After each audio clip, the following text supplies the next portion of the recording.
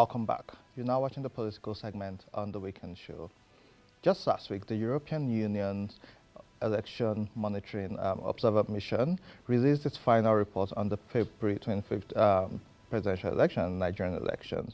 Now, this report has faced a lot of backlash from some people and has also seen some commendation from some others. The presidency has rejected this report.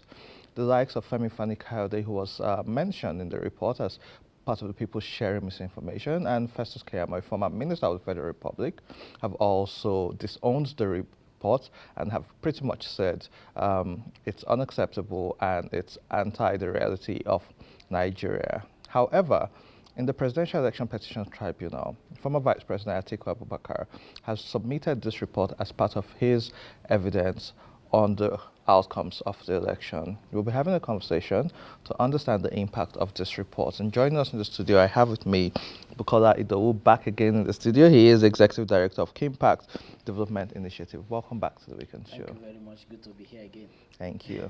94-page reports, quite a lot, and I went through all of it.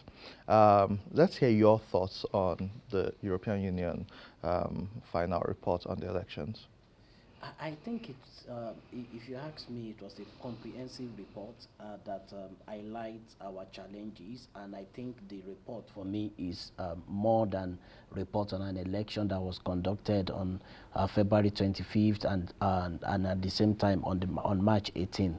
It's a report that actually illustrates the old democratic system of the country, because that report went into the aspect of the media, legal framework, and every, including gender. So it's all encompassing. And I think what the EU have done was to provide a comprehensive report that and which means they are very, very, I want to say they are very frank with their observation, and that is why I think it's generating a lot of controversy, because of the frank conversation they have in that particular report.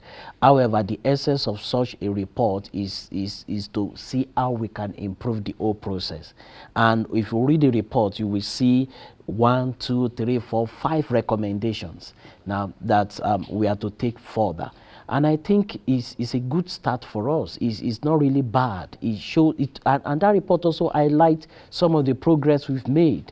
And I don't think we should focus on the bad aspect of it. Don't forget, in 2007, the report was also as bad as this.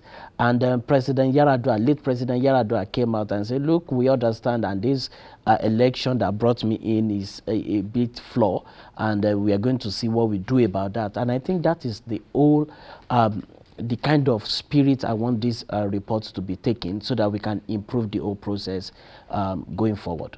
And you are right, because I wanted to state about how President Yaradua in 2007 came out to say his election was flawed. And if you look back to 2019, the European Union released a report, and they had 30 recommendations, which in this report they have stated that Nigeria has actually implemented some of those reforms. A major part which this report speaks to, which I'm quite surprised that the federal government and the likes of Femi Fani-Kayode and Festus Keyamo have chosen to avoid, is the fact that the core responsibility wasn't placed on the APC or the government, but on INEC.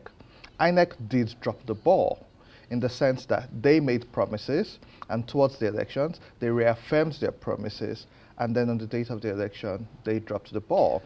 So, I think you are you are spot on. And having analyzed the report, and I remember we was looking at that at the office with my colleagues, and then we said, look, this report is all about democracy and INEC. It's not about APC or PDP or Labour.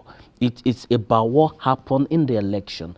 And if you look at it, almost if you look at that report, you find that a greater percentage of the recommendation and issue raised were directly linked to INEC. Yes. And it shows that we have a lot to improve on. Now, this is the issue. In 2019, In 2015, reports were released. In 2019, reports were released. And this same set of people came back again and said, look, this is what we have seen. And then we give you kudos for implementing some of the recommendation in 2019. So what they want to see again, and what we also want to see as Nigerians who are interested in the electoral system and the democratic governance of the country, is to see how we begin to take this further. Now, this is what I am trying to say. If you look at 2015, 2019, or let's even take it from 2011 to 2015 to 2019, you will see that the process keep improving. And that is to tell you that, look, if we keep acting on some of these recommendations, we'll be improving the process. And then we need, so what has happened is that where we have done well, they have said, yeah, you've done well here. Where we dropped the ball, they have said, you clearly dropped the ball here. And what it means is that people did not want to hear that they have dropped the ball. More, especially, and let me tell you this, see, these people doesn't come to Nigeria without INEC inviting them. And that is one thing people need to understand. Now, no international observer will come into your country to observe your election without you inviting them as that, and that is the international practice. Now, you have to invite them, and then you have to accredit them. So you invited them to do a job, assess our performance on the field of play. Even in football, you have match commissioners, you know, in the field of soccer, who write their report at the end of the match. So what it means is that, look, these people, you've invited them, they have come and they have observed the whole process, pre, during, and post-election, and said, look, this is what we have seen. This is where you think you can improve. And what we need to do now is, how do we take this recommendation further? How do we improve on it? And see, again, take this recommendation, take this report side by side with what some of the domestic observers have also written in their own report. You hardly find much difference. And maybe we've attached much importance to this because it's coming from outside the country. But some domestic observers, some Nigerian civil society has also emphasized some of this.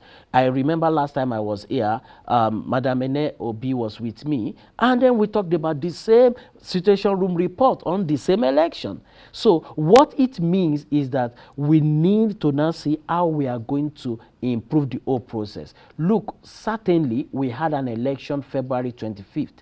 Was it the best election? No, it was not the best election. But do we have opportunity to improve? Yes, we have opportunity to improve. How can we improve? INEC that conducted an election cannot also assess themselves and say, look, we gave ourselves pass mark and we are going to improve here. No, they need to take the reviews from various sources and say, look, this is what we have done and this is where we need to improve. And that is on the part of INEC, on the part of the federal government. In fact, there was an aspect in that report that talks about there have to be transparency and accountability in the way we appoint people into INEC. And that is key. We have mentioned that. So you can't appoint partisan personality to manage INEC. So if you are bringing in a national commissioner and he has a political leaning towards APC, PDP, or PDP, how do you expect the person to be neutral? Because that position is a neutral position that as election management body. So you have to be neutral, and you have to not only be neutral on your own, you have to be seen to be neutral. And that is what gives acceptability to an election. So that is the part of the federal government. What of the part of the legislators? There are places in that report that talks about ambiguity in our. I think that's even the first priority. In the first priority. So it is not even an APC thing. You have a recommendation going to the legislator, to the federal government, to INEC, to civil society, to media, and even to the security agency. So because when you read the report, it talks about, look, there have to be a prompt prosecution, arrest of election offenders. And I keep saying it, we have not seen much of the prosecution of election offenders in this country. Now, let's even, and most people we have seen, and I've said it, that most people that have been prosecuted that we have seen and are prosecuted to, I mean, a reasonable level are INEC officials or returning officers that we have seen to clearly, go against the law. Now, INEC have, arraigned the Adamawa rec in court. Now, however, that is one aspect, is an INEC staff. But in 2023 election, February 25th, some people, destroyed the ballot paper. Some people disrupt the whole process, intimidation and harassment. What about vote buying? What about murder? Some candidates were murdered. So, Labour Party, the women leader in Kaduna, murdered. And then you come to the east. Now, what about electoral offenders also include those people that went to destroy and burn INEC offices. How many of them have been going in and out of the courts? These are what some of these recommendations are talking about. These are the whole assessment the EU have done. And I think we need to see how do we take this recommendation and move forward. Part of it to also talk about register of voter. You know, how do you register people who are above 18, who are 18 or who are going to be 18? So for instance now, if I'm going to be 18 in next year, next year, and next year is election, and registration, continuous voter registration is going on this year, and I'm going to be 18. So what modality do you put out there for people? So what it means is that I cannot register this year because I am 17. And but by that for the election, next 4 years, for the next 4 years, so excluded. I am going to miss the next election, and I'm going to come in the next 4 years. In the next 4 years, I'm no longer going to be 18. I am going to be 20-something. So these are recommendations that were inside this. So as a nation, I think we should focus on how do we improve this process.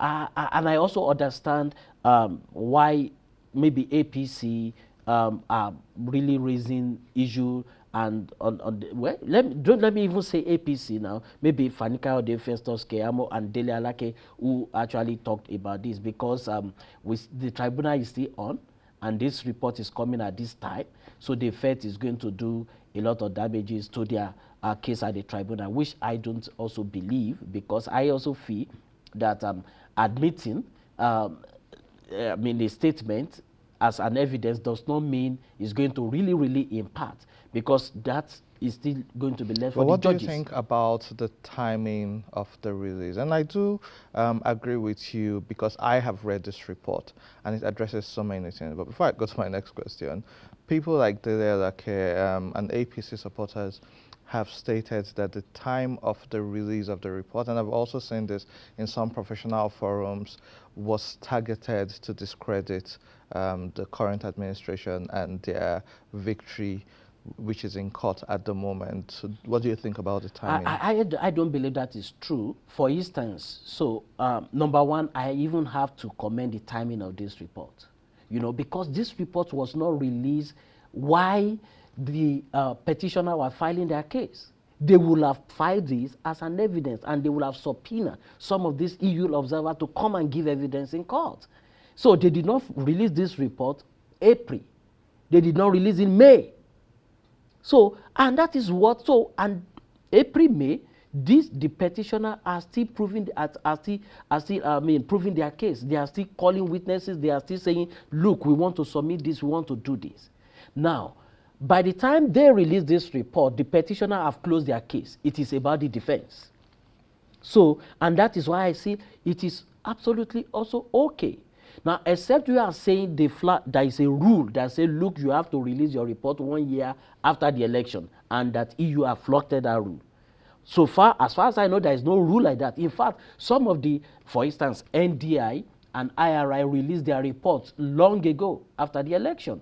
ECOWAS released theirs. AU, you understand? So why are we not raising an issue? Some domestic observers have released theirs.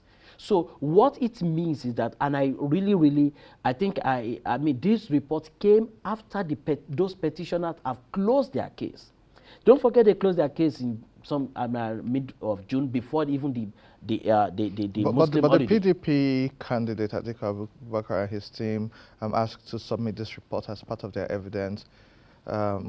Just So last that week. is what I said. So because you have submitted, because they submitted, it does not mean it's going to be used. It's like, oh, you are taking this, and then so as at that time you are bringing this in, so the court can take it, but you are going to see some of the rulings. So and I think this is this, and when you also look at it, it is about. And I have read that report. I have not seen anywhere that in that report that say, look, APC rigged the election. Yeah. Nothing in that report that says that. Most of the report talked about the processes. Oh, the IREV did not receive the presidential results on IREV on the election day. The report doesn't need to emphasize that. Was that not obvious? So talking those about are the things. talking about the report, one of the recommendations is protect the free expression of the will of the voter and integrity of election by establishing a robust, transparent, and easily verifiable result processing system within clear rules. And the part which interests me in this is protect the will and expression of the voters. Let's take two states, Rivers State, which is a PDP state, and Lagos State, which is ideally an APC state where the president is from. There was a lot of voter suppression. We in the media, we saw it. On social media, we saw it. People who observed, specifically in Lagos, for instance, before the gubernatorial election, seeing the results of the presidential elections in Lagos, officials of the Lagos state government were online pushing an anti-particular tribe narrative. I recall seeing a picture with a special advisor to the Lagos state government saying Lagos state is for the Yorubas, pretty much, and I'm paraphrasing, pretty much saying Igbo people have no business in being part of the leadership of Lagos State. We've seen also in Rivers State where some people had come out to say they were forced to announce or not announce results or to modify this. And so it focused on the two states. What do you have to say regarding the violence? You've spoken about how in Kaduna State the woman leader was killed. In Enugu State a senator was, a senatorial candidate was killed. And we've seen people who were macheted on in different parts in different states. What do you have to say about how the report addresses electoral violence? Did it do justice to it, or did it just even take it action? I think they did justice to that. They even mentioned the total number of fatality they recorded in that election. I think like about 71 fatality they recorded. The report talked about the violent number of violence cases that really happened. But what we need to understand is this: when they say protect voters, what it means is that the decider of any election are the voters. So they go to the vote, cast their ballots, and then it's counted, and then what we now have is that the result is being declared and somebody is being returned as the winner. However, over the years, what we have seen is that one of the easiest way to rig an election is through voter suppression. So number one is either you don't allow the voter to access the polling unit where you think you are not strong. So you reduce the vote by intimidation and suppression so that you don't allow the people to come into the polling unit. That is one. Number two is that voter suppression can also happen through the judiciary. People need to understand that. So, and I give you, don't let me even talk about the ongoing, because the case is still in court. But let me just paint a picture like this. Where you have, let's take Lagos State, for instance now, you have about 800,000 people, voters, come to the polling unit to vote, and they vote in a particular direction. And then the judiciary come, or probably at some point, and they'll say, look, no, it is number 3 that win this election. And they declare the person as the winner of the election, which we have seen that case repeatedly in Nigeria. In some claims, the judiciary don't declare winner because the declaration of winner has to be through the process of the people. The judiciary can look at the process and say, go and rerun this election. We've seen that in Kenya. So go and rerun this election. But in Nigeria, the judiciary, 5-man panel can sit. We don't forget, we don't even have a jury system that look into, that brings other people that look into it. So a judge can, 5 judges can sit and say, look, this is the direction. And then 5 judges will give direction for, and then decision will supersede 800,000 or 500,000 people that did. So I think what we need to do is, look, we need to strengthen the process of protecting the voter, because they are the decider. So they must come out freely to vote, and then their vote must be protected. Well, thank you so much. I like the fact that we're ending on protecting the voters and strengthening the process. We'll definitely get you back when we get the ruling by the courts, and possibly if it goes to the Supreme Court, which I think it will. That's the much we can take on today's episode of the Weekend Show. Before I wrap up, I would like to say a happy birthday to my nephew, who I absolutely love, and I know wouldn't be watching this, but a very happy birthday to him. And also special thanks to Princess Eye Vision Clinic, who provided me new glasses, which I actually need. And to our viewers at home, we need to ensure that we strengthen our processes. We need to ensure that we hold the government accountable. And when I say the government, we shouldn't focus just on the federal government. You now have state governors. You now have legislators in your state and at the federal level.